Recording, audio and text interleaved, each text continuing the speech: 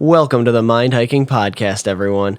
I'm your host, Brody Frye, and today's episode is going to be a very special episode. I'm super excited for this guest, Kelly Vance. She is an amazing and very inspirational woman. She is just making dreams come true and pursuing and making her own dreams come true. It's such a special story, and I love having guests like this that have challenges in front of them and are just have the courage and strength to push forward and overcome such struggles and just have such a beautiful outcome. It's just amazing. I love these conversations. I also do talk about some big news in this episode in my personal life, and I do announce, I don't want to ruin it, but without ruining it, This episode is just a beautiful episode. We bring it full circle here because Kelly Vance and my fiance Katie were they invited me to go to church for the first time ever. So the first time I had ever gone to church was with the two of them. So with that in mind, that's why I felt it was so impactful and that this episode was so special to share the news that I don't want to break to you guys just yet. On this episode. So very cool stuff. Very exciting. I love this episode. Kelly is an amazing woman, and it was an honor to have her on the podcast. So with that said, here's the episode. I hope you guys enjoy, and stay tuned. Hello, and welcome, everyone. I'm your host, Brody Frye, and here we dive deep into difficult questions. We'll map out thoughts, theories, and crazy ideas for the love of knowledge and growth. So, how do we answer some of the mind's toughest questions? This is the Mind Hiking Podcast.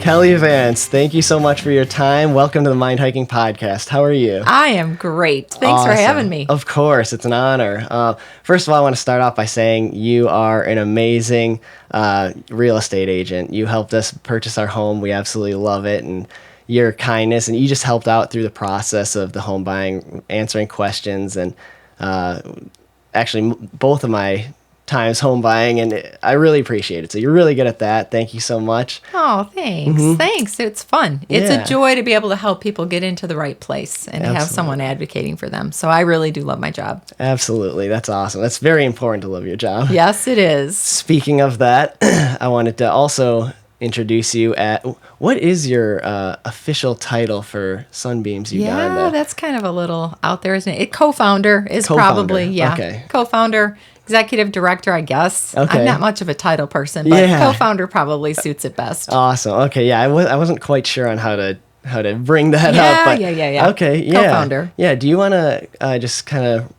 give us a rundown of what that is, Sunbeams Uganda? Sunbeams Uganda, we exist to encourage, equip, and empower this little remote village in Kijude, Uganda, which has no electricity and no water. We did put a well in there, and so that did give them some fresh drinking water.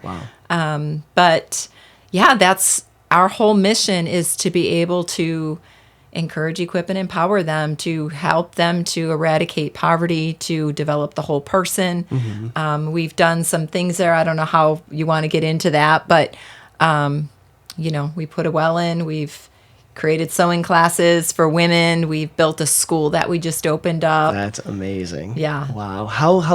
When was this established? How long have you guys been doing this? Well, I would say Sunbeams Uganda is probably 2 years old, but I started, the first time I went to Uganda was 4 years ago. Okay. It was in January 2020. Mm-hmm. Okay. So was it your visit that kind of inspired this passion for the starting of this? It's a nonprofit? It is a nonprofit, yes. It's an official 501c3. Wow. Mm-hmm. That's so fascinating. And no, my first trip there did not, it was one step at a time. It led from one thing to another. So when I originally went down there, with Hope Center Uganda. Okay. They are people at our church that run an orphanage down there. And I had gone down there to see it and to visit. Absolutely always wanted to hold babies. Oh, yeah. Yeah. Always wanted to go to an orphanage. It was kind of on a distant bucket list of mine. Okay. And couldn't wait to go down there, and went down there and held babies and loved what was going on down there. But I also was introduced to Mark, and he was actually the Hope Center's. He's like their son Paul is like one of Mark's good friends. So So I just started talking with Mark, and my goal was to just bring him here to the United States. Okay, yeah. He wanted to come here. And so when he had talked about, wanting to come here, I'm like, that'd be awesome. I love to be able to help people, and I'd love to be able to see him experience the United States through his own eyes for the first time. I thought that would be really, really cool. Yeah. And so that was kind of what was going to happen. And then we got him all set up for a visa appointment, and I knew very little. I knew nothing about the immigration system, which that's a bummer. Yeah, that's a bummer system right now. Yeah, Yes, it is. Yeah, I don't know anything about it either. We've got illegal immigration, but then there's the legal immigration where people try to come in legally, and it's really roadblocked. Is it? Yes, it's very, very difficult. So I did not know any of that, but helped him prepare for his interview. And then about a month before his interview, COVID hit, and the embassy shut down for 2 years. Wow. So that was devastating because I don't think that you or I can appreciate what it feels like to really be trapped somewhere and not able to get out. In America, we have a blue passport.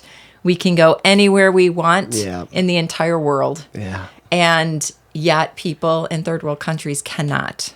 Wow. And no matter what hoops they jump through, it's very, very, very challenging to get here through the immigration system. So the embassy was closed down for 2 years, and I was talking to Mark on a daily basis, regular basis, getting to know him, and just felt like, well, he can't come here, so I'm going to go there and visit him. Yeah. So I went there and just started learning more about who he was, and he just always had this dream to build a school in the village. Wow. And I knew in my heart that I just wanted to encourage him. I just wanted to love him well and encourage him well.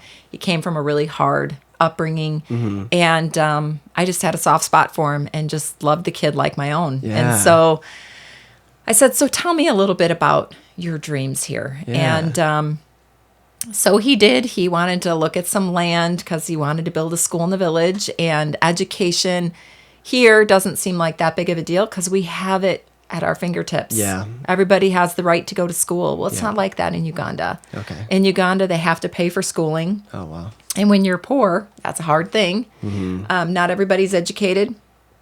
Very few get educated past, well, I shouldn't say very few. That's probably an extreme. But there's most of them go to primary 7, and that's it. Okay. So we went and looked at some property, and I just kind of listened to him dream a little bit. Yeah. And this one particular property had great, being in real estate, it had great exposure, was on the main road. So it was like, okay, well, we wouldn't have to dig a road, so that's good. Yeah. And the man who showed us the road showed us this particular property, which was in Kijude, was just a sweetheart. Yeah. And Mark and him really hit it off. And Mark kept pressing me about wanting to get this land. And I had never done anything like this before. So I talked to my husband, and, that was new for him too. And we kicked it around a little bit. And I just felt, I was actually working on a Bible study, and I'm like, God, you're going to have to make this clear. Yeah. Like, I need it crystal clear. And at the time I was working through the study, Experiencing God. And the very next morning, it talked about Uganda. Oh, wow. And if I'm not mistaken, even land in Uganda. And I was Oh like, my okay, it doesn't get goodness. clearer than this. Yeah. And so I just told my husband, I think we're supposed to buy that land. And not knowing anything about America and Uganda, we're like, okay, well, we're just going to give him the money to buy the land because we don't want to be responsible. What if someone gets hurt on the property? Yeah. Little did I know that's not a thing in Uganda. That's Okay. only a Really? United States thing. Oh, my goodness. Yeah. So, Wow. we gave Mark the money to purchase the land, and he did. And then that was in January. I'd gone there in September, and in January was when we purchased the land. And then I was going to go back in June because the embassies were still closed. Okay. And I just felt like we needed to put a well on that land. And clean water is obviously critical. They were Yeah. getting water out of a dirty, gross creek. Wow. So I'm like, now you got to know, callings are out of your comfort zone. It's never going to be convenient and it's never going to be comfortable. Yeah. And yeah. I'm like, okay, I never dug a well before. Yeah. And so I did call some people that I knew that were familiar with the process and got some information and made sure I had cost and all that. Okay. And I asked Mark, I said, do you think we can get a well put in the 2 weeks I'm there? Because I'm not leaving that kind of money down there. Yeah. And it needs to be finished before I get on the plane. And he's like, I think we can do it. Wow. So went down there, and Mark did an amazing job of managing the project. Wow. The first company he hired to come in didn't show. He was on it. I mean, because when you're down to 2 weeks, you don't have a lot of time. Right. And he got a company that came in that was absolutely fantastic. Wow. And we dug our well, and that was our first completed project. Wow, that is so cool. So that project was completed before Sunbeams was even established. Yes. You guys, oh wow, you just did Yes. that out of the kindness of your hearts. Yes. Wow. So that project was completed July 1st, I think I left. And literally the cement was drying as I was heading to the Wow. airport. That's how down to the wire it was. Yeah. It took them a couple drill holes, which shows you the integrity of this company because they had dug for quite a bit. Okay. And they lost their pipes. The pipes thread broke. And so we lost some pipes in there. And Wow. I was like sick because you're thinking, how are we going to do this? I can't just like come up with. Yep. And they said, you know what? We'll start over. We'll do another one. So they held good to their word and had so much integrity and being able to get that well drilled without charging us extra. Wow. Which doesn't always happen in countries like that. So it really worked out well. And I remember the second time we were digging, we were getting close and the pipes were getting loose again. And I was just like, no way, this cannot be happening. And the guy's like, looked at me and he's like, don't you worry, God's got this. Don't worry, be happy. Yeah. And they just had the best attitude and so joyful That's and so cool. determined. And yeah, it was great. So yes, July That's 1st, I awesome. think was when the cement dried on the actual borehole. Wow. So speaking of that, what is the culture like? What are the people like compared to the United States? I feel like the United States tends to be a little bit more a little more like snobby, kind of stuck up. From your perspective, could you enlighten us? Yeah. Sure. The culture is very different. Okay. It's very different. There's some amazing things about their culture. There's some really hard things about their culture. Okay. Same with America. I think it's important for anybody and everybody to get out of America just to experience something outside of a Western worldview. We tend to think that our way to do things is the only way to do things. Oh, yeah, I can see that. So I think I would describe them as very loving, very joyful, very happy. They don't worry about anything. Okay. They really don't worry about anything. Yeah. Those are all the great qualities. Sometimes you'll find, Uganda can be a corrupt country. There can be a lot of corruption wherever I think you have a lot of power. But there's corruption here too. Oh yeah. In America. It just looks different, right? So I don't even like to say that anymore because I think we're all corrupt. Yeah. Really. Yeah, in our own ways, for sure. Yes, Yeah. we're all corrupt. So, but very joyful, very loving, very willing to do anything to help you. They're very generous. Oh wow. You would think people that have poverty would not be generous, but they will give you everything they have. Wow.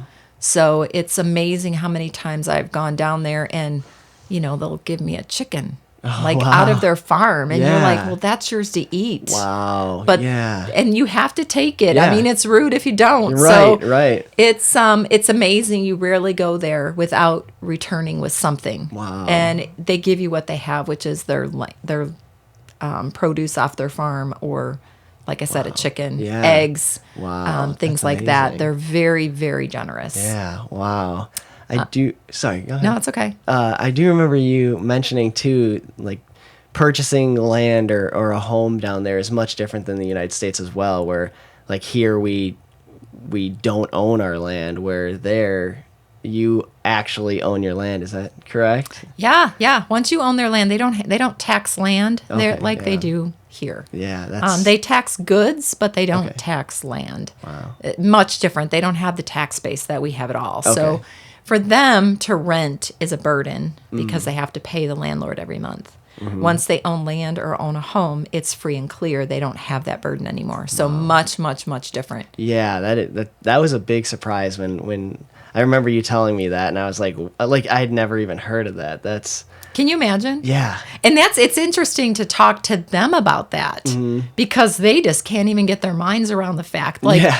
for my husband and I, we pay close to $1,000 a month in yeah. taxes. Oh yeah, it's You I know, believe for your it. home. Yeah. And so for them, they're just Yeah. like, what? Yeah. Like, it's not yours. You really don't own it. And I never thought about that until It's being so there. normal for us. Yeah, you really don't own your land if you're still paying on it. So yes, no, they do not pay land taxes. Yeah. They have, like I said, they have other types of taxes.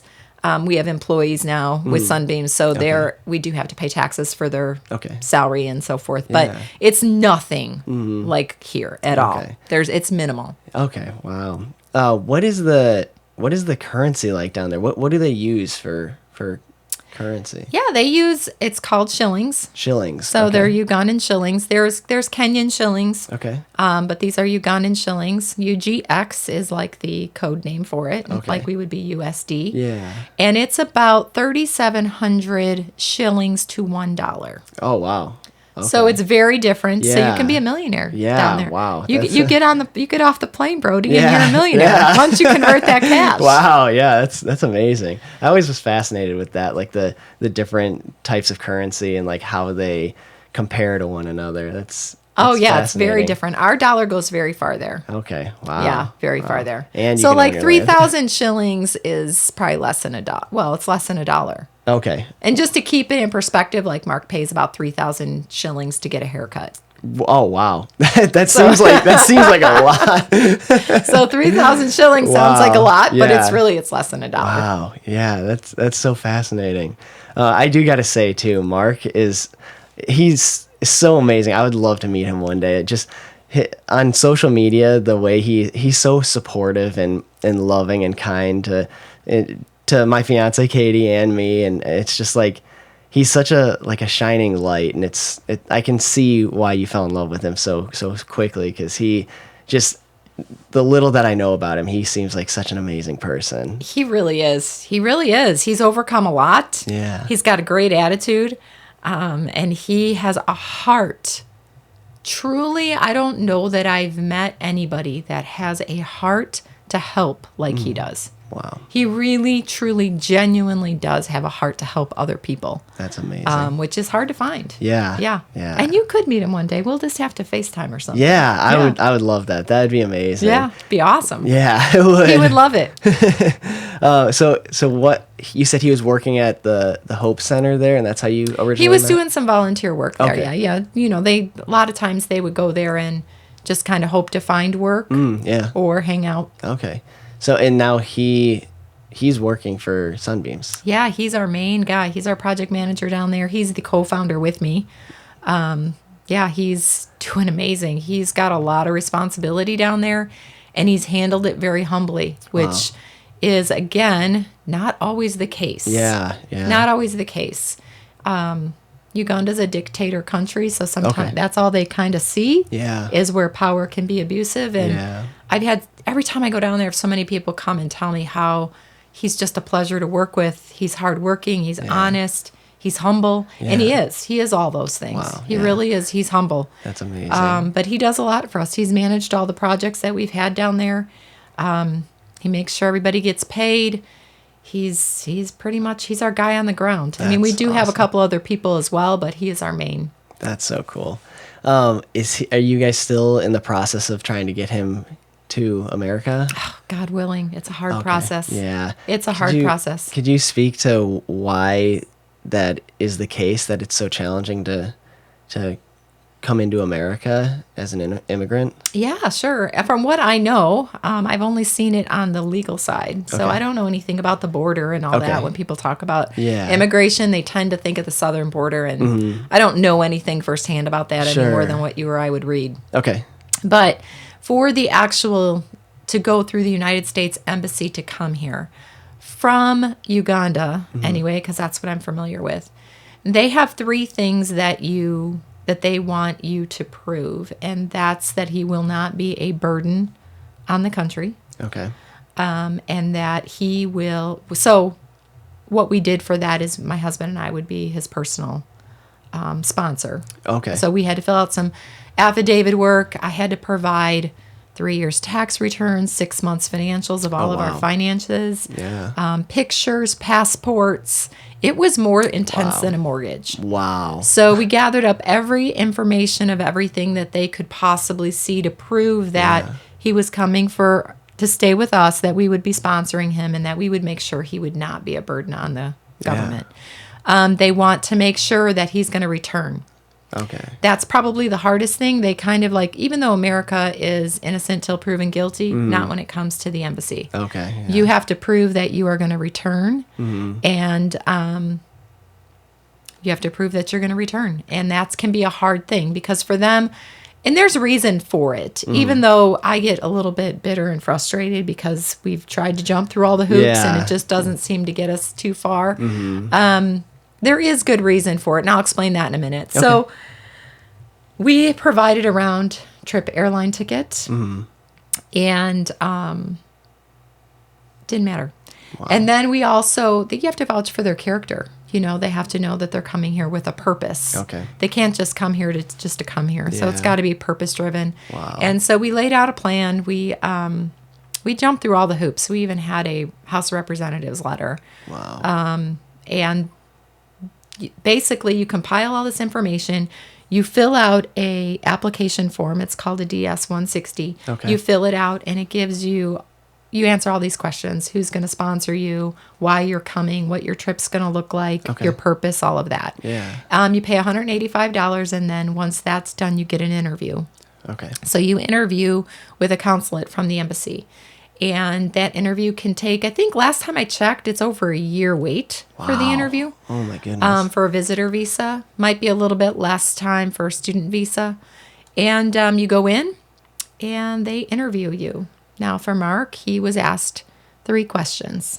Where are you going? They told him, he said, McHenry, Illinois. It's northwest of Chicago.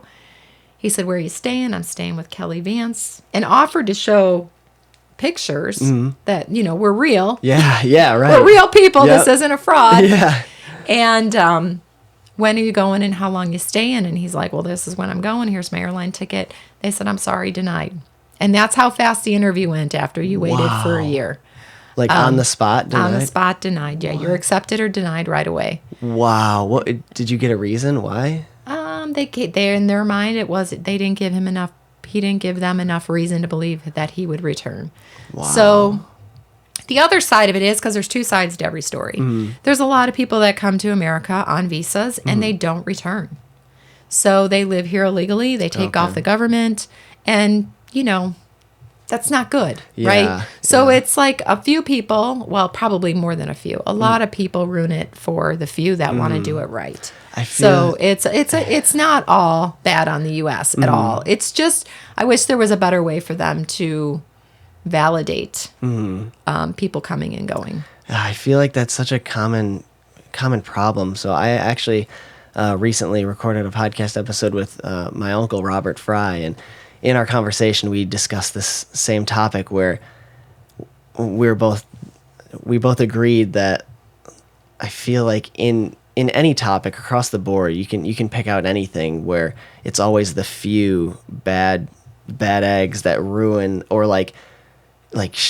just make the whole whatever group of people look bad, where it could be anything, but any group of people, it's like the bad that stands out. And we just started to discuss even the news. Like, all you see on the news is the bad stuff because the bad stuff sells, and it's just how unfortunate it is that why is that the case? And it's the bad stuff that stands out. And we talked about that with like people's lives. Like you could live your whole life and just be an amazing person, but if you have one slip up or you make one mistake, that you're labeled like that for your life, or at least a really long time. And Yeah. it's so unfortunate. Even with like car accidents, like you could be driving 10 over, 15 over the whole way to your destination trying to get there, and then you see an accident, you slow down to 20 miles an hour just to see what it looks like. It's like, I don't know why that is the case, that we're always just so fascinated with the bad stuff, and it's unfortunate.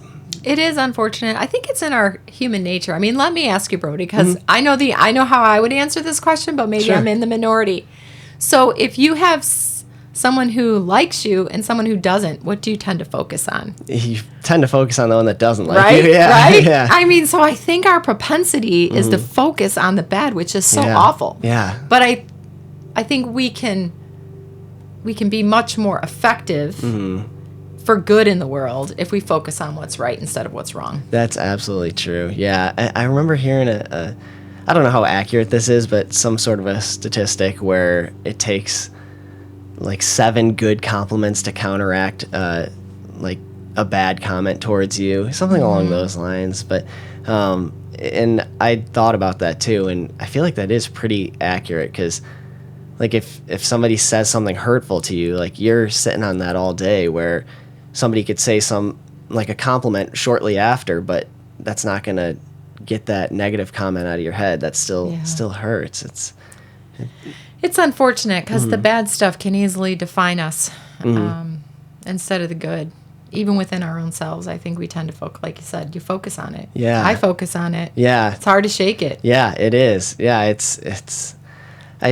Katie and I talk about this a lot. Like, it's just like, I feel like you just have like, it's like your person, your spirit, your soul is like a house. You got your house and it's closed off, it's protected, and then it's like you have evil or like demons that are sitting outside of your door just waiting for you to accidentally leave the door open, and any little chance they get, they'll come right in and just like mess with your head. And yeah, it is unfortunate how much that stands out. Yeah, they do. They creep and they crawl and they wait for an opening and come in just to try to wreak destruction. Yeah. And I think that's why God's word is so clear that we are to focus on whatever's good, right, true, honorable, trustworthy, praiseworthy, to think on those things, because our propensity is to not. Yeah. But when we do, we can project forward. Yeah, absolutely. That was Instead of get stuck in a hole. Yeah, beautifully said. I do actually, I got some big news too. I haven't said yet, but I can't think of a better person to have on the podcast to announce this actually. Oh, but, gosh, I'm so excited. Yeah. Katie and I this morning were baptized. Yes, no Yeah, way. yeah, Oh, yeah. that's awesome. Yeah. Oh, how cool is that? Yeah, I'm so excited. I've never been baptized before, and Oh, this is, Brody, that's the best. yeah, it feels amazing. It's Oh, so tell me about that. Yeah, it was so Katie, her friend was getting baptized, and Katie has been baptized before, but as a baby, and her friend asked if Katie would be willing to join her, and she said absolutely, of course, yeah, I would love to do that. And she was telling me about it, and I'd been really diving into my faith, reading the Bible like daily. I joined a men's group on Thursday nights, and it's just like really opening my eyes. And then Katie comes home and tells me about this, and I was like, I would absolutely love to join you if I could.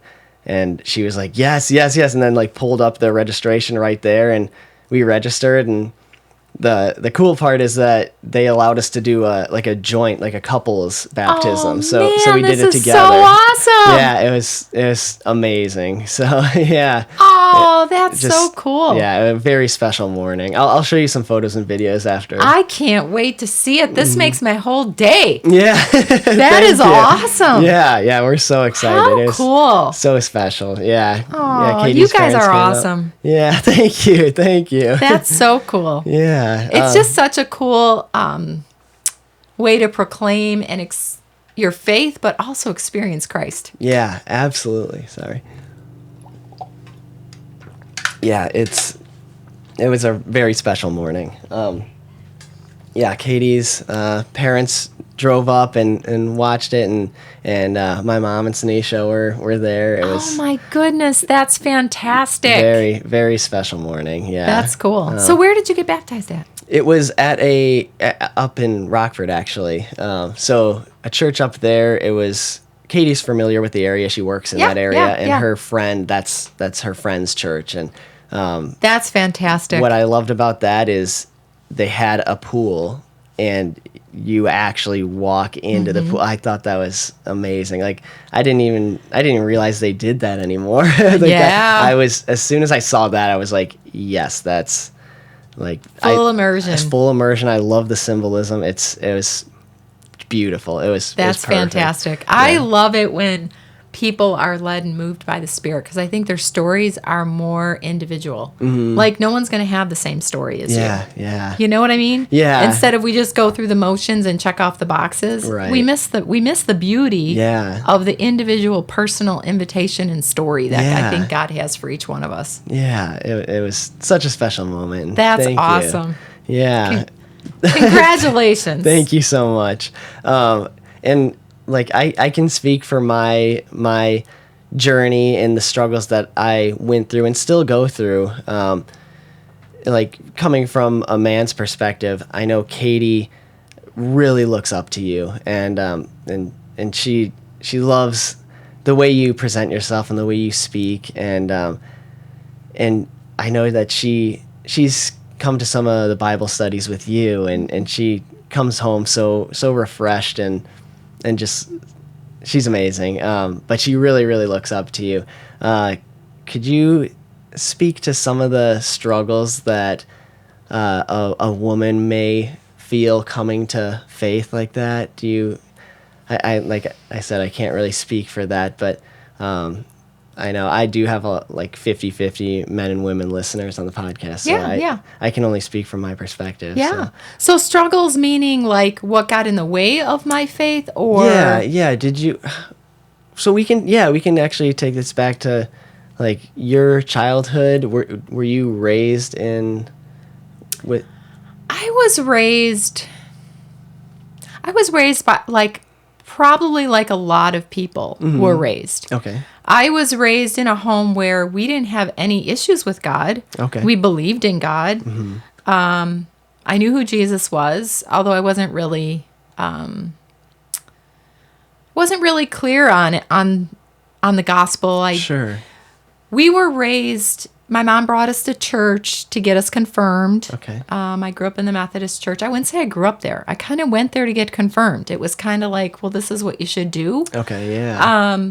But there was no personal relationship. We never opened a Bible. I didn't see a Bible in my home at all. Okay. So kind of just go through the motions. Just kind of going through the motions. But I think for my mom and dad, my mom especially, it was all about being a good person. And that was really the crux of it. I would say that we were raised with moral values, definitely. Okay, yeah. We were raised with moral values. We were raised to be a good person. That was the thing. And I would have these conversations with my mom after I realized that none of us is a good person and we all need Jesus. And we've all fallen sin. Yeah. I mean, all fallen short of the glory of God and all sinned. And, I knew that I didn't have that personal relationship that I saw a couple of my friends have. One of my best friends, I met her when I was 16. She actually passed away a couple years ago from cancer, but she was instrumental. There was a lot of people instrumental in me coming to faith. But I had grown up just to be a good person. Yeah. And then I was doing nails, and I had one of my clients had given me a postcard to a Hearts at Home conference, which was a conference for moms. Okay. I had always, from the time I was a little girl, wanted to get married and have children. I always wanted to be a good mom, and something in me knew that I couldn't be a good mom on my own. I don't know how to explain that, but I just felt like I couldn't be a good mom on my own. So when I'd gotten this, I was like, oh, this is cool. Yeah. And after I'd had my second daughter, I did go back to church. I was teaching Sunday school, actually. Oh, wow. And the girl I was teaching Sunday school with had said to me, there's a lot of people in this church that think they're Christians, but they're not. And I got to tell you, I knew she was talking to me. Like, my stomach dropped. Wow. And I was like, she is talking about me. And so then that had happened. And then I had this friend from the time I was 16 who just, she had something different about her. She was something different about her. Yeah. She loved me really well where I was at, but she never, she didn't party like I did, but yet she loved me and would go with me. And there was just something different about her. And then I was handed this postcard, so I had asked those two girls to go with me to this Hearts at Home conference, which was a mom's conference. Okay. And it was there my eyes were really open that, you can have a personal relationship with Jesus. And so, I prayed and prayed and prayed, and it's like, okay, God, just please hear me. I want what they have. Yeah. And from there, one thing led to another, and then I was leading Bible studies, then I was leading Bible studies, and I was teaching Bible studies. And I'm a big proponent of the Word of God because I think it just opens your eyes and your heart to who Jesus really is. Yeah. Wow, that's beautiful. What is it like to lead a Bible study? Like, does it feel like a weight on your shoulders to be speaking and teaching the Word of God? I feel like, again, just from my perspective, looking up, like that's got to be a lot of weight to like lead a Bible study like that. Well, I think that, in James it talks about we're held to a higher standard. So that can feel weighty, right? Mm-hmm. But there is something, I don't believe God calls anybody to lead a study or teach the Bible that he doesn't equip. Okay. And so when I open the Word of God and I can actually dive in and God reveals himself to me, I love it. And I can't wait to teach what he's taught me. Okay. So I would say no, there's no weight in the moment. There's just joy and excitement and awe. Yeah. Because he shows you things and then you get to tell people and it's really awesome. Yeah. But yes, there is that weight in knowing that you can't be flippant about it because it is the Word of God, and people, bad theology is bad theology, and it leads to bad places. So we do have to rightly divide it, and we have to be careful in what we're teaching and sharing. But when God is leading and he fills you and gives you insight into who he is, you can't help but share it, and that's not weighty at all. That's a total joy. Yeah, that's amazing. Have you ever had any not so good experiences with your faith, or maybe with a specific church? I know one thing for me that was a struggle was not being raised religious at all, and my struggle was trying to learn what I could without coming across like that, because I felt like at the time I was at a certain age where I should know a certain amount by this point. Like I didn't want to ask questions and then people look at me like, how don't you know this? Like this is basic stuff, but like I didn't know anything. So it was a struggle for me to introduce myself into the topic, into the Word of God, and ask questions and learn about it, especially if I was reading the Bible and I had questions. Like I felt like I didn't quite know where to go, which another huge portion of this men's group that I joined is big for me because they're so open and I can ask what I think might be a stupid question or something like that. But that was a struggle for me to overcome, is just introducing myself into the topic, because I felt like there was people that would look at me or be like, how don't you know this stuff? This is the basics kind of thing. And I don't know if you... I'm sorry that you feel that way or have felt that way. And I think it's important for everybody to know that nobody comes out knowing anything. And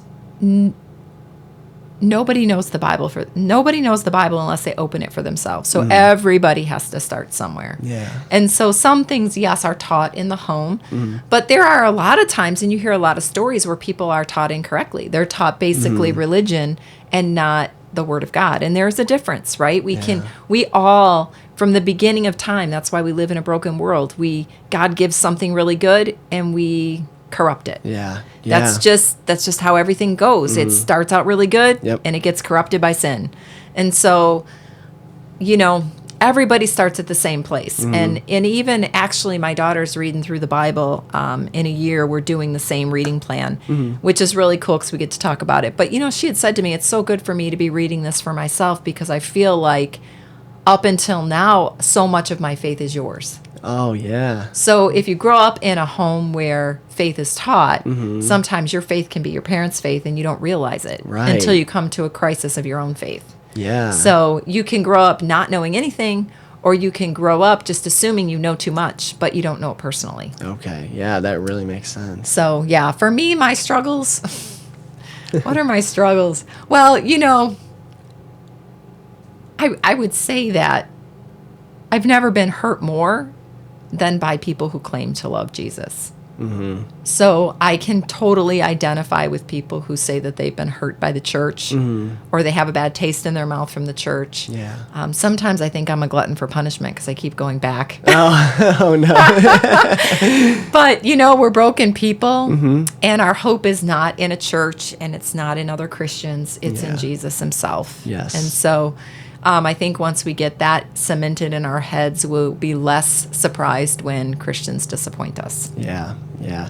I love what you were saying about, unfortunately I don't love it, but I do agree with what you were saying about just the human tampering and that's so true. Katie and I have this conversation often where we feel the same way, where there's so much taken in and then biased by humans and then spread out and I always want to get the best information possible, especially because I'm starting off and I'm building foundational faith and I really want the best information.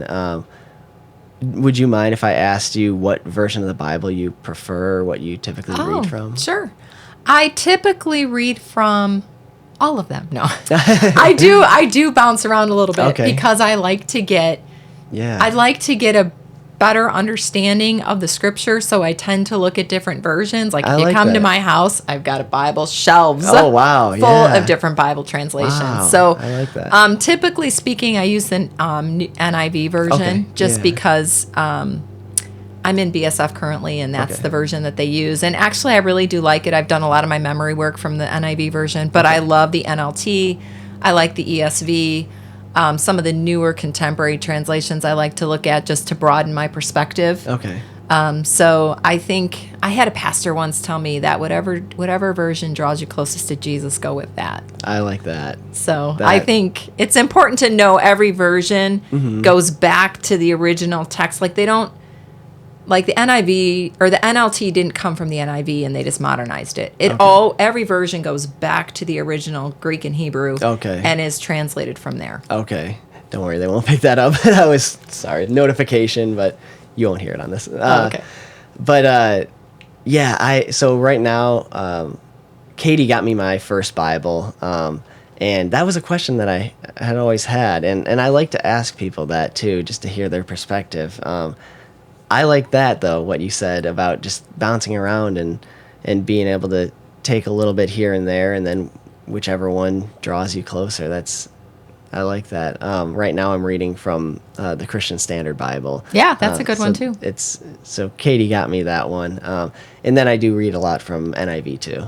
That one's really good. But I do bounce back. If I see something that stands out to me, I'll read it in those two versions just to see the differences, and sometimes it's not that much different, and other times it's surprisingly, the message is still pretty much the same thing, but the wordings I feel like can make things sound different, yeah, I just want to get the best information. So it gives you the best. I think when you look at different versions and kind of line them up side by side, it just gives you a broader, deeper understanding of the context of the verse. Yeah. So you can go to Bible Gateway and it can list all the different versions. Like Amplified's another good version. Okay. So, or even on the YouVersion app, if you click on the verse, you can compare all the versions, and it just kind of helps you to keep things in context and gives you a bigger, broader understanding. Awesome. You may not do that for when you're reading bigger passages, but if there's a verse that really stands out to you that you want to grasp a little bit more meaning on, it's good to compare them all. Yeah, thank you. Okay, so let's get into Sunbeams and how that was established. I'm excited for that. So you met Mark, you got the well built. Got the well built, and then just really started going down there to visit him because he couldn't keep, he's not been able to come here. So I go there to see him, and we would walk around the village and get to know people, and we just, there's a lot of differences in our culture. They see us coming and they think resources. Yeah. Right? Yeah. And you want to break down those barriers because we're people. We're both people made in the image of God. So let's get rid of, you would ask about what's the difference of the people here. And we can come across as prideful and arrogant because, we've got things and we think we should know how to do things. And so spent about a year just really spending time getting to know the people. It's very easy to get to know the kids, but the adults a little bit more challenging. Mark obviously could with the men and stuff, but one time I went down there, I told Mark I just want to wash their feet. I just felt like I just want to be like, I want them to see that I'm here to serve them. Wow, I'm not here to control them or lord over them, or I really want to serve them. And so how can I do that? I just felt like, I just need to wash their feet. That's what Jesus did. That's amazing. And so Mark said, well, I don't know if they're all going to let you wash their feet, but if we get some nail polish, you could basically do pedicures for the women. He didn't call it pedicures, but prior to being a realtor, I used to do nails. So I totally can rock the pedicures. So I'm like, you know what? We're going to do pedicures. So we went and got some nail polish. And we'd gone into the village and I started doing pedicures. And at first, it was really hard to get one or two. I had to start with one of the older girls, kids. But then all of a sudden the women were all lined up. And I'm telling you, that was like breaking down walls. Wow. It was really a cool moment. And I did a lot of pedicures that day. And from that point on, I think the women got to see that I was there for them too, not just for the kids and not just to say, oh, here, look. Sometimes people go down to countries like that and they do things for their own ego.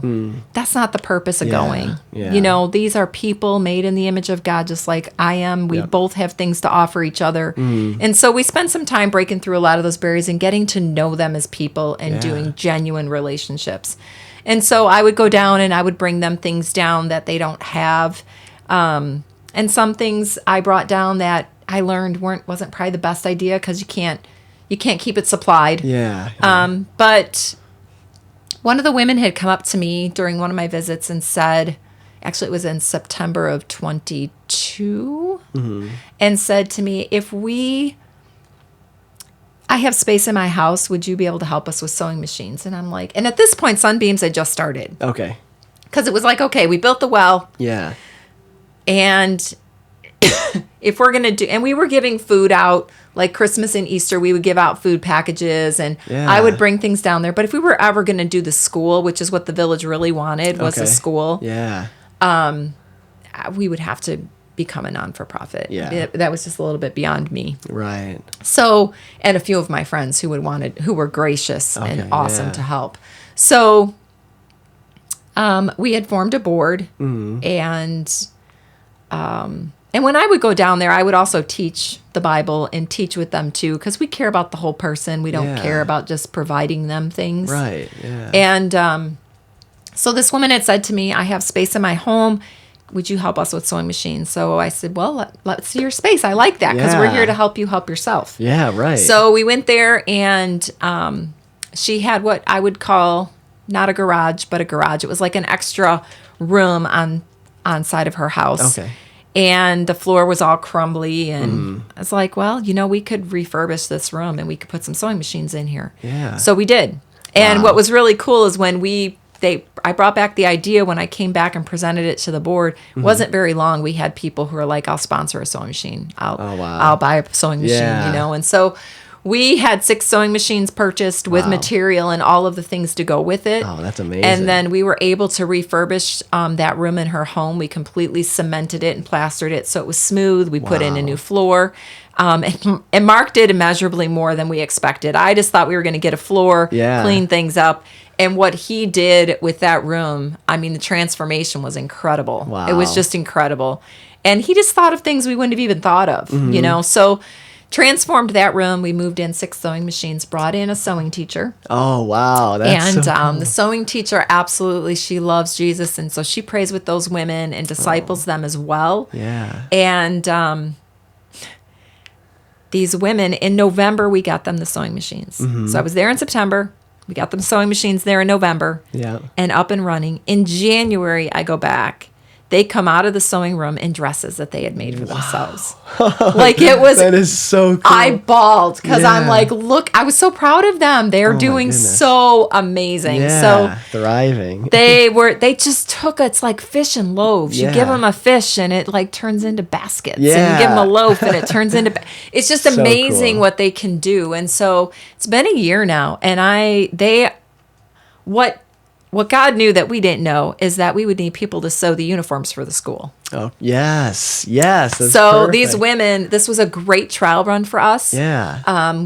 We were able to see what it was like to build something from the nothing and how things work there. And these women have surpassed our expectations. They were phenomenal. Wow. So the next step was the school. We had to really take that on. That was a big undertaking. And last year we had a fundraiser. We had an event, and we were able to raise pretty close to enough money. The school ended up costing us a lot more than what we anticipated, just because we had never done it before.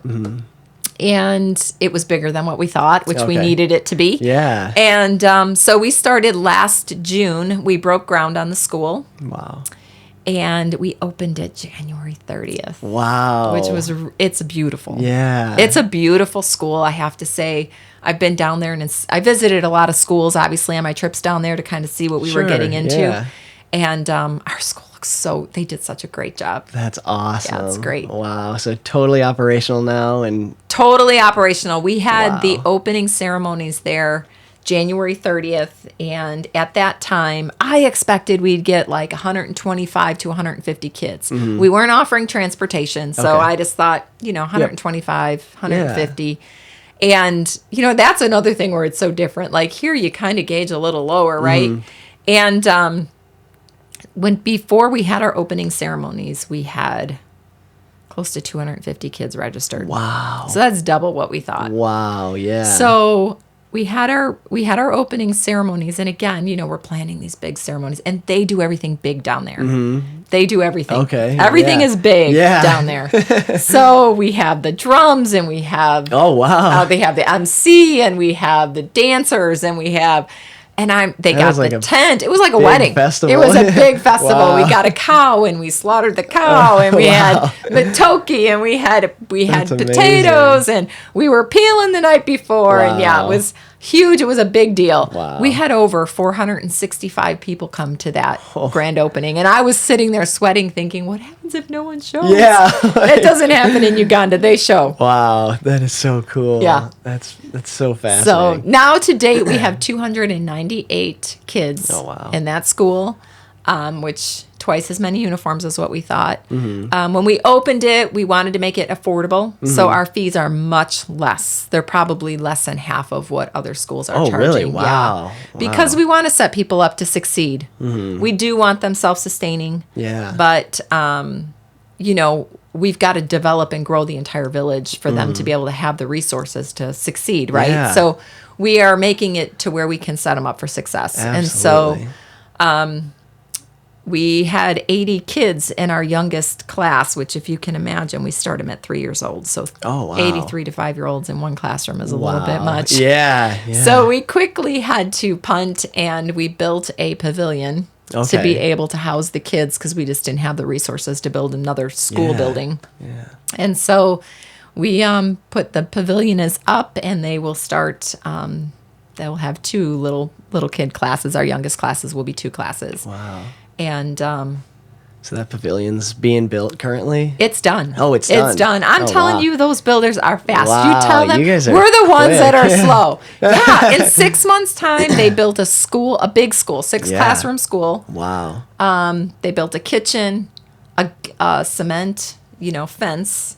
Everything is cement there, cement and bricks. Fence going all the way, the front of the property, 7 toilets. Yeah, all that was built within 6 months. Wow. What's the size of like the typical school down there? How many classrooms? Usually they go up to P7. So ours is just phase 1. We need 5 more classrooms to be able to finish out. Okay. But our school's probably twice as big as, our classrooms are very large Okay, compared so to what they're used classrooms are bigger. Our classroom Okay. size is very big. Wow. Okay. So our next 5 rooms will do a little bit smaller. Okay. But thank God we had those big classrooms because they're packed. Wow.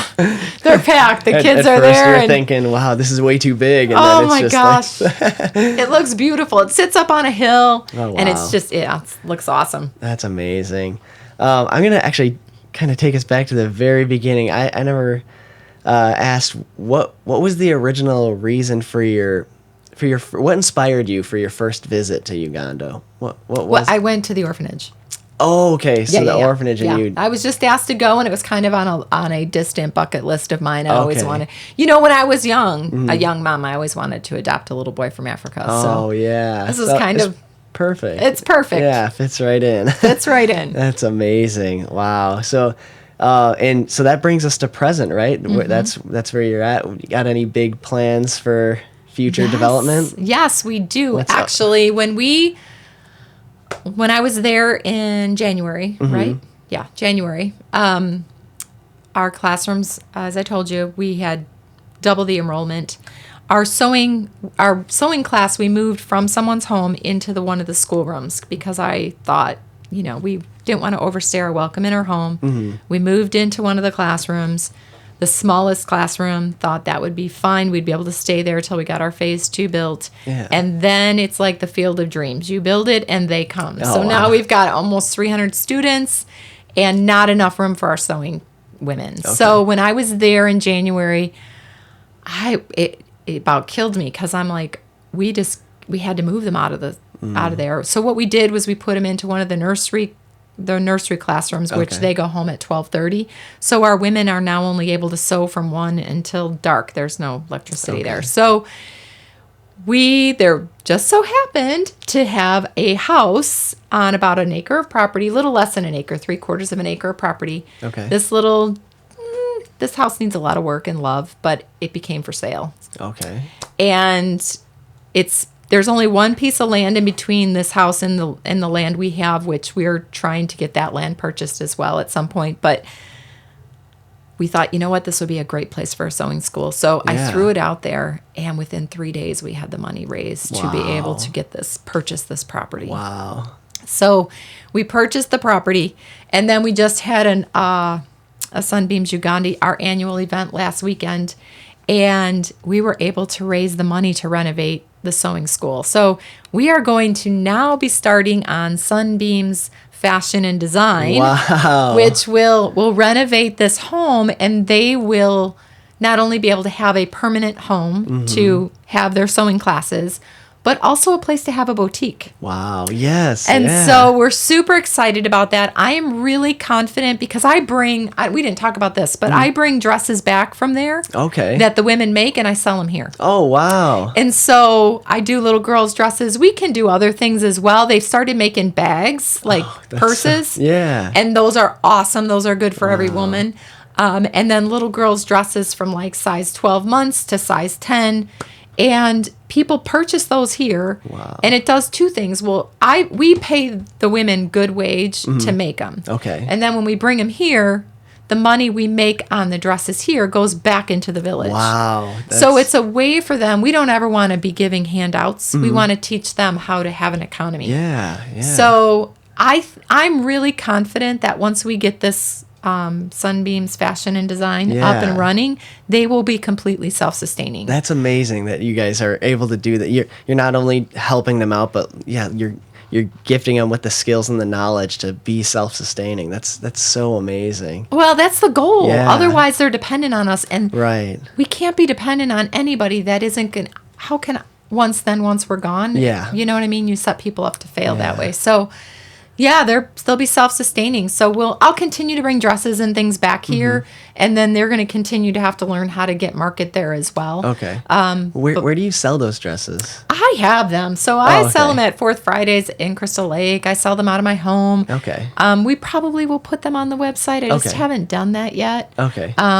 No reason other than I need another person to help do all that stuff. You know what I mean? But I have them. So the website being Sunbeams Uganda, is that what's the website? Sunbeamsuganda.org. .org. Okay, sounds good. So people can look you guys up, and is there a place where they can you accept donations as well? Absolutely. Okay. Yeah. If you go to sunbeamsuganda.org, there is a place to give on our website. Absolutely. Awesome. Okay, I just want to get that out. And 93%, this is really cool. I'm proud of this fact. 93% of the donations that people give go directly to the village. Wow. So we keep our operating expenses extremely low. Yeah, that's very impressive. Yeah. So, and we do that intentionally. Wow. So you guys are operating off 7% of the donations, and everything's going to everything else. Wow, that's impressive. Yeah. That's all of our accounting, all of our website, all of it. Wow. All of it. So we do really well to try to keep all of that cost down so that what people give actually makes bigger impact. Because it does. Yeah. Your dollars go far there. Yeah. And I love the fact that I've never heard of that before, where you guys are paying the sewers and then selling their work and then putting it right back into their village. That's amazing. Well, it helps them, right? Yeah, I mean, we had to find a way to help get this school opened and run. And we do that with their baskets, too. They make baskets. Wow. Out of natural products down there, and they're incredible. Yeah. They're talented. And so I bring back bins of baskets. Wow. I probably bring back 50 to 60 baskets every time I come back and sell those. And again, those go back in. And so when we purchase them from the women who make the baskets, they're able to pay for their kids' school fees. Wow. They're able to build. We've had so many success stories from builders who had no job and no home, now is our guardsman and it works for us. Yeah. To another man who had an unfinished home forever because he didn't have work for months. Oh, wow. Now he's finished his home and his family's moved in. I mean, there's story after story after story of transformation because people need opportunity. Yeah. We have a lot of opportunity in the States. Yeah. There's no opportunity down there. So we create opportunity. So when they make baskets, we pay them. We pay them very well for the baskets and the dresses. And but then when we come here, because of the wage difference, we can charge. We don't even really. People think our stuff is relatively inexpensive, and it is. I mean, we charge $25 for a handmade dress. Wow. Yeah, that's right. It's very and affordable. we charge between $25 and $40, depending on the size of the basket, for the baskets that are hand woven. Yeah. So, and then all of that money goes back into the village, and the baskets help pay for our teachers. The dresses now will help pay for Sunbeams Fashion and Design to keep that school open. Wow, that's so cool. It's fun. They got to learn to work, right? I mean, we're not just coming in to save the day. We're coming here to partner. And, believe you me, they teach me as much as I teach them, if not more. Wow, that's amazing. Yeah. Again, getting back into the culture, when you go down there, typically how long are your visits, and where do you stay while you're down there? My visits typically range anywhere from 2 weeks to 4 weeks. Okay. So the longest I've been down there is a month. The shortest I've been down there is 10 days, but usually it's 2 to 4 weeks. Okay. I stay at the Macon Resort, which is in Michiana. Okay. Kiju Day is in the district of Michiana, but it's about 7 miles away. Okay. So consider like Michiana is like a town like McHenry. Okay, yeah. And Kiju Day is an underdeveloped village, so think like way out in the boonies somewhere. Okay. And then what's transportation like then? Transportation, the most popular mode of transportation is a boda, which is a little motorcycle. Okay. And the guys own those, and they drive people over, and that's how they earn a living. Oh, that's wow. their most popular mode of transportation. Okay. Mark happens to have a car, so that's our mode of Nice. transportation. Yeah. So, yeah, we were able to do that because it just got to be too expensive to be able to pay drivers because, you can't carry too much on a boda. Mm-hmm. And so the first few times I went down there, we were paying drivers, and that just got to be too costly. And he's doing a lot of traveling back and forth from Michiana to the village every day. So it just made sense to get him a car. Okay. Wow. That's so fascinating. What's the food like down there? What do you guys Food's eat? amazing. Is it? Yes, I love the food. The food is amazing. There's not a whole lot of variety, but the food is so fresh. The best pineapple you will ever eat. Yes. Oh, wow. Yes, better than Hawaii. I love pineapple. Yes. This pineapple, it doesn't, like sometimes you eat too much pineapple and your tongue gets sore. Yep. That doesn't happen there. Really? It's not as acidic. It's very smooth. Okay. Yeah. It's delicious. So we eat, it rotates. Rice is a big staple down there. Okay. Matoke is a big staple, which is a plantation banana. Oh, okay. And potatoes. They call them Irish potatoes. Those are like our white potatoes. Okay. Sweet potatoes. For fruits, they've got mangoes. They've got pineapple. Jackfruit's a big thing down there. Okay. Avocados are huge. Really? Yeah, they're huge wow. and they're awesome. Passion fruit, guava, papaya. That's fascinating to me. Yeah, I always, okay. I always imagine like fresh stuff. Well, at least my experience up here, like if you go to the grocery store and you get a pack of strawberries, they're like good big strawberries, and then if you like have homegrown strawberries, they're itty bitty, but they're like packed with flavor. And so I'm surprised to hear that the avocados are so big. They are. They're big and they're delicious. Wow, Yeah, their that's mangoes are amazing. big too. Wow. Yeah. And for meat, I kind of rotate between goat, chicken, and fish. Their fish is really good down there. Yeah, their fish is really good. Tilapia is the fish that you usually get down there. I love really we eat tilapia a lot. We love tilapia. That's awesome. It's delicious. Some of the best. And pork too is another thing. I've had pork down there. I've not had beef down there. Oh, really? Yeah, their cows look a little thin. Okay, yeah. They're a little scrawny. Yeah. So and everything's like either farm fresh or caught there, and yeah, it's fresh because there's really not a lot of refrigeration at the resort that I stay at. They cook for us. Okay, yeah. So so that's about they the only do place. have refrigeration at the resort, but it's caught that day. I Okay, mean, yeah. Everything is very fresh. Like when we feed the village, they literally slaughter the cow that morning and we eat it that evening. Yeah. So the village still currently has no electricity still. No, but this is another exciting thing we're doing. Yes. So Emmanuel Lutheran School in Crystal Lake took us on as a partner, and so they have where they collect every week for a certain partner that they pick. Yeah. And that's kind of how their kids learn to do missions and learn how to give back, and so they collect every week at chapel. Okay. And they took us on, and they raised enough to be able to get us solar panels. Wow. For the school. So yeah, they raised $3,000. Dang. For us to be able to, that's enough for us. Well, we had a couple other people that helped with the wiring and so forth to be able to put solar panels on the school. So we will be able to have solar power. So these kids,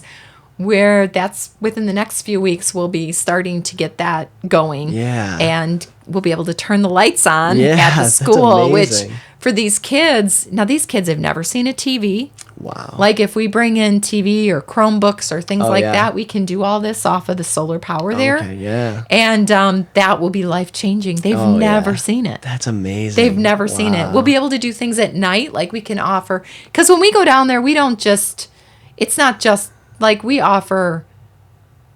We care so much about the whole person. Mm-hmm. So leadership development classes, parenting classes, different classes that help them, biblical studies, things that will help them to develop as a whole person. Yeah. Budgeting Wow. If you give somebody who's never had any money before money, you got to show them how to budget. Right, exactly. Right? Which is a whole foreign concept to them. Yeah. So those are the kinds of things that we can offer then and utilize the school then in the evening as well. Wow. Yeah. Get some extra hours of time just being able to have light. That's huge. Yeah, lights. Yeah, I mean, think about it. That's amazing. This is what blew me away with the electricity. I was used to no lights. Yeah. But the kids in Uganda are required to take exams like 3 times a term. Okay. And so we have to buy our exams because we don't have a printer. Oh, wow. Yeah. Everything they do, like their books, are little tiny 5x7 blank paper that they handwrite all of their assignments from the chalkboard because they don't have books.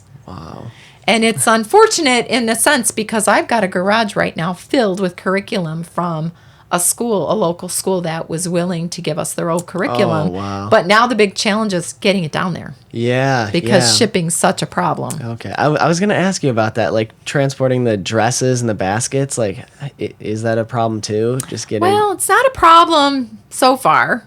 Okay. The supply and demand hasn't gotten to where it's not more than what I can handle right now. But I bring, those black totes with the yellow lids that you store your Christmas decorations in. Yeah.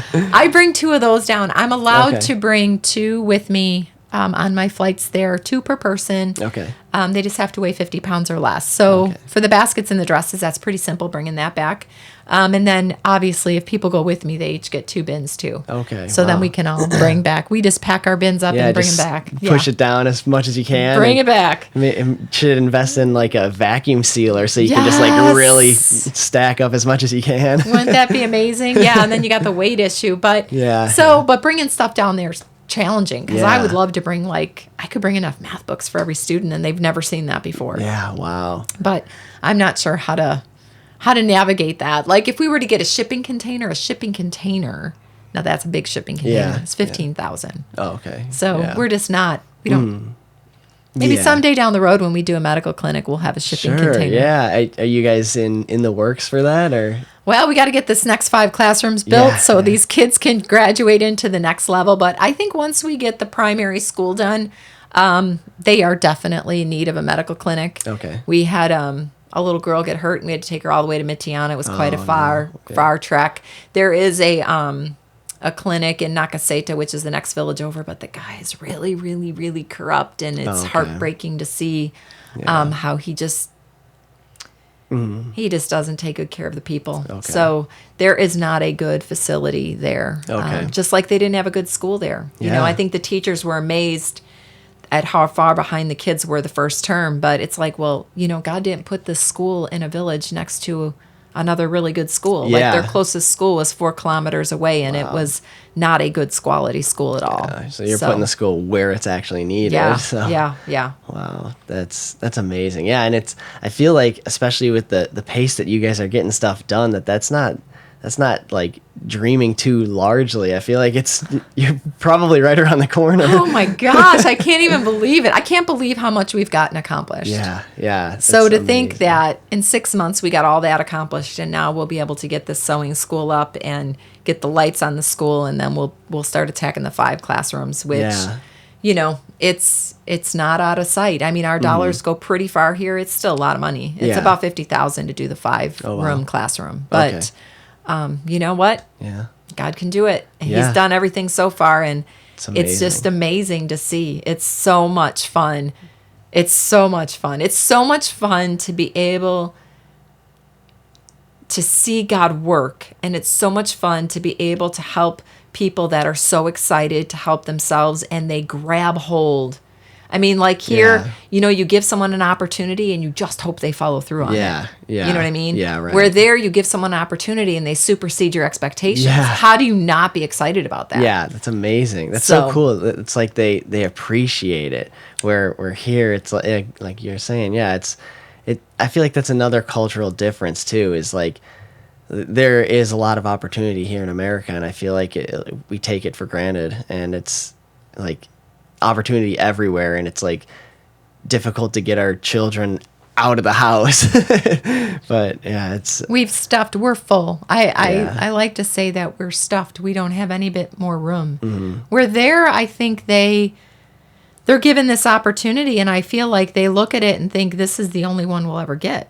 Wow. Yeah. Do you know what I mean? Yeah. Like, I'm either going to blow it or I'm going to kill it, nail Yeah. it. You know, like they're so thankful. And we've been beyond blessed. I mean, it is only, and I don't say this lightly because I'm not just like plastering God on it, but truly only God could do what is being done. Yeah. It is a miracle to see what is happening down there. When I look at the people that he's brought, the teachers, the head teacher, the sewing teacher, they are really good core quality people. And that's not always the case. Yeah. Things are just falling into place. They just are. It's a miracle. I feel like when I go down there, I feel like we're entering into land where people have prayed a really long time and God's finally starting to answer. Wow. Yeah. That's what I feel like. I just feel like in some way, somehow, we're just the answer to prayer. It's not really us. We're just amazing. It's really cool. You're making dreams come true while making yours come true too. Yeah. And hopefully someday we'll get Mark here. Yeah, absolutely. That'd be amazing. I gotta imagine too, going back to the solar panels, that I would imagine that they're really efficient down there versus here in America, because what's the climate like down there? Oh, climate's perfect. Oh, is it? They're right by the equator, so it's 65 to 85 every day. Okay. They don't have seasons like we do. They don't Okay. have time change like we do. The sun rises and sets at the same time every day. Yeah. Wow. So the only thing they have is rainy season or dry season. Okay. So what's the rainy season like? Is it just like constantly, or No, just rains. Oh, okay. And then it goes through. Okay, it's not like you don't get much rain down there, or is it? Well, I think in their rainy season they do get quite a bit of rain. That's Okay. how their crops would grow, Okay, yeah. but it's not downpour to where, I mean, they do have flooding. I mean, they don't have infrastructure. So when it rains, it's kind of like snow here. People yeah. stay home. Okay, Because gotcha. there can be so much flooding if it comes down too much. Okay. But it's not like it just may rain every day, but it's not like when I think of rainy season, I think rain all day, every day, Yeah. or like here, when it's winter, it's cold every day. It's not like that there. Okay. Yeah. I'm imagining it being like pretty dry climate. So I don't know if this is correct, but pretty dry, and like when it's raining, it's really not like it gets up here sometimes. It's a little bit more humid there. Okay. Yeah, Oh, it's wow. humid. It's Okay. not quite as bad as July here or August, but it's probably like June. Okay. I think, it's probably like June. Yeah. It's not the sun can get hot. Okay, I mean, yeah, you're by yeah. the equator. Yeah, I'd imagine it's like hotter but drier, or is it? Yeah, it's not dry. Okay. It's humid, Wow. but it's not like where you go out and can't breathe humid. Gotcha. Okay. Yeah, So it's a little bit more mellow and mild. That's so For interesting. not having air conditioning or heat. There's no air conditioning or heat down there. yeah. But you don't need it. Oh, kinda okay. cool. Oh, wow. You yeah, know? that's awesome. 65 to 85, you're not turning the heat on or the air. It's awesome. You're right. Wow. What are the children like down there? What are they? Loving. Oh yeah. Yes, they're loving. Of course they know us now. So I'm trying to go back to like when we first went in on the village. They're so curious. Like they want to see they want to touch your skin. Oh, and, wow. Yeah, they want to see. They're fascinated with your hair Really? because Oh, yeah. our hair is soft Yeah. and smooth Yeah. But they're very friendly. They're very loving. They don't go awesome. anywhere. You don't go anywhere without kids with you. Yeah, They come wow. with you everywhere. Oh, wow. They take care of you. They look out for you. You don't have to carry anything. They want to help you and carry Oh, that's everything so for cute. you. Yeah. They're very servant-hearted. Wow. That's They're very amazing. servant-hearted. Yeah. They will do everything for you. Again, I feel like it's more and more. I feel like that's totally the opposite of here, where you can, again, barely get somebody like children here away from the TV screen, and like you said, they've never seen a TV. Like, that's amazing. What do they do for like entertainment and what? They run around. They climb trees. They play games in the dirt because there's a lot of dirt there. Yeah. They play games in the dirt. It's not tic-tac-toe, but it's their own version, okay. and they use coffee beans as marbles and things Wow. like that. So they they're love creative, soccer. too. They're very creative. They love soccer. Okay. So if we bring down soccer balls, they're very happy. But they call it football. They don't Okay, call yep, it soccer. So they do like that. That's what they do. And there's a lot of sitting around there, which is another reason why it's so important for us to bring them opportunities. Yeah. Because we all thrive and flourish better when we have purpose. Yeah, absolutely. Well, it's amazing that you found yours so strongly, your purpose. I'm telling you, I love it. It found me. Yeah, wow. It found me. That's amazing. One last time, could you tell us the best way to reach you? Is the website probably the best way for people to, if they want to donate or find more information? Do you have any social media pages? Yes, absolutely. We would love for you to reach out to us. There's so many ways you can help. If you want to donate, the easiest way is to go to our website at www.sunbeamsuganda.org. That's the easiest way to be able to donate. Okay. You can certainly follow us on Instagram. We're on Instagram, okay, Sunbeams Uganda. We're also on Facebook, Sunbeams Uganda. Like our page, follow us. We probably stay more current. We do stay more current on Instagram and Facebook than the website. It's a little bit harder to update that. Okay. Any other ways, we have a prayer team if you'd like to join that. Oh, awesome. If people want to get involved, they certainly can get involved. You can reach out to me personally anytime. Awesome. You can email me at kelly.vance@sunbeamsuganda.org. You can call me at 815-382-4841. I'm always reachable and always willing to talk and would always love to talk more about Sunbeams. Awesome. Well, thank you so much. That's thank cool. you so much. I really appreciate your time. Thank you so much. It's so inspiring and amazing to hear stories like this. I love it. Oh, you know what? It's really cool when we turn off the news and just get out there and do some stuff with people. It's really cool to be able to meet people that are not like yourself and see how you can help each other. Absolutely. Well, thank you so much for your time again. Thanks, Brody. I appreciate it. Of Congratulations course. on the baptism. That's awesome. Thank you. I'm so excited. I'm just so happy with it. Yeah. It's amazing. I'm excited too. I'm rejoicing with you. Oh, thank you. And listeners, thank you so much for tuning in. I really appreciate your love and support. And if you like what you're hearing, please like, follow, share. And the best way to help this podcast grow is to tell somebody about it. So thank you for all the love and support, and we will catch you guys next week.